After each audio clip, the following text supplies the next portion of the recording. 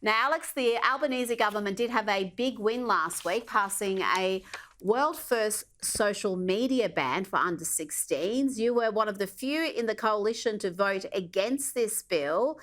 And this legislation, it's not only harebrained, Alex. Ideologically, it is confused, to say the least. And it comes with a whole bunch of unintended consequences.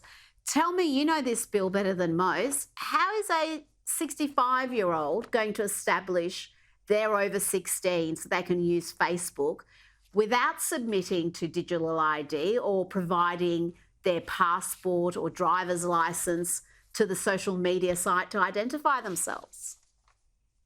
Well, this, of course, was the subject of what very limited debate we had last week on the bill, which was one of the main problems. I mean, this was extraordinarily complicated stuff that was rushed through in about an hour. We were lucky to get that, as Labor busted through about 30 bills at the end of the week. So that was one of the questions. The answer is less clear, though, it has to be said. If it's not digital ID, which I think it still can be, by the way, I don't think that's been completely ruled out by the amendment that was made, and it's not handing over documents, then what is it? Well, I asked that question, and of course the answer to that is biometrics. These companies are going to scan our faces, our children's faces, and use that information to determine how old you are. And if you're close, if there'd obviously be a margin of error, then they'll start asking the questions. And I mean, I don't know about anyone else, but that alone is enough for me to have crossed the floor on this. I just can't support that. I can't support the speed with which it went through.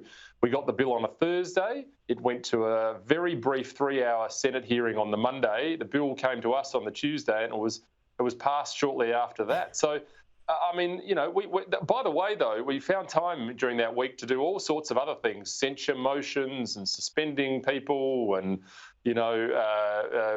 valedictory speeches. But when it came to actually drilling down into this world first piece of censorship law, we didn't have the time. So what's going on up in that building, I don't know.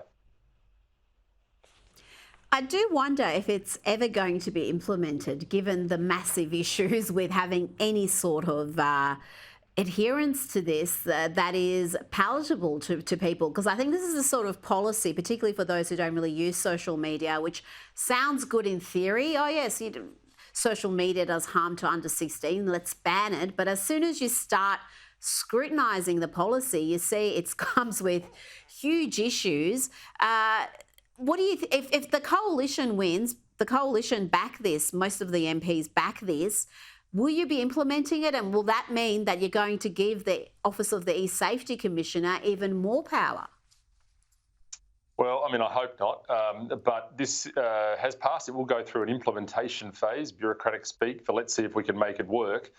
And the idea is that it'd be in force by 2026. So what the hurry was the last sitting week of the year is anybody's guess. But, the answer to that is we don't know. I mean, there's so many things we don't know. Within a space of a week, we were told YouTube was out, Snapchat was in, then Snapchat was in and YouTube was out. So, I mean, I don't think anybody really knows how this is going to work or if it's going to work and if it's going to fix this problem that we're talking about, which we're all sympathetic to, kids getting bullied online. No one wants that.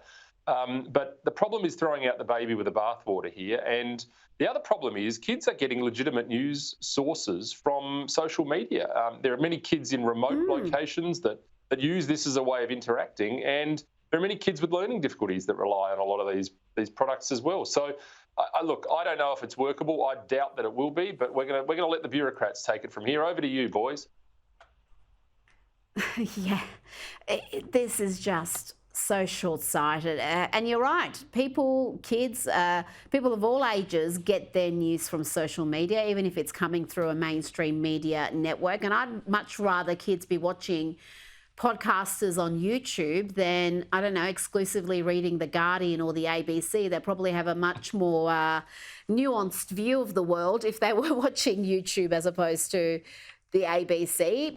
Before you go, Alex, I want to get your thoughts on the ABC chair, Kim Williams, and his bizarre attack against podcaster Joe Rogan, saying he is deeply repulsive and other slurs. He's now labelled the backlash against him as demonic. This man is prone to a bit of hyperbole, isn't he?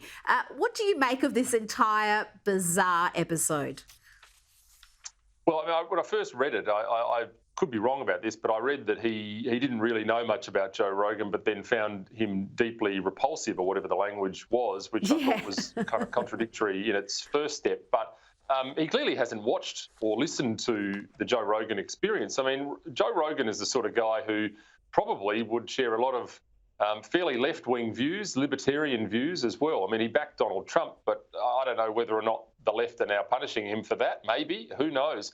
But I don't see anything other than pretty considered, pretty sensible, and very, very interesting commentary coming from there. I would spend more of my time listening to the Joe Rogan Experience than I would opening up a newspaper or listening to talkback radio in this country and state, to be absolutely honest. And that's what the kids are doing. They're picking up their news. The generation, by the way, that we were told had a 10-second attention span are now listening to 3-hour deep dive discussions about serious subjects. So what's deeply repulsive about that is anyone's guess. I think it'd do Mr. Williams the world of good to actually go and have a listen to one of these podcasts.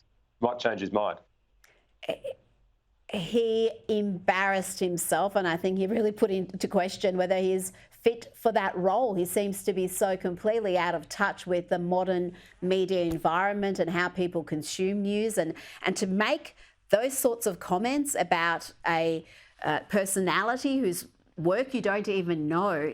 Again, you've got to question his judgment. Listen to a podcast, and then if that's your opinion, at least it comes from a informed position. Senator Alex Antic, thank you so much for your time this evening.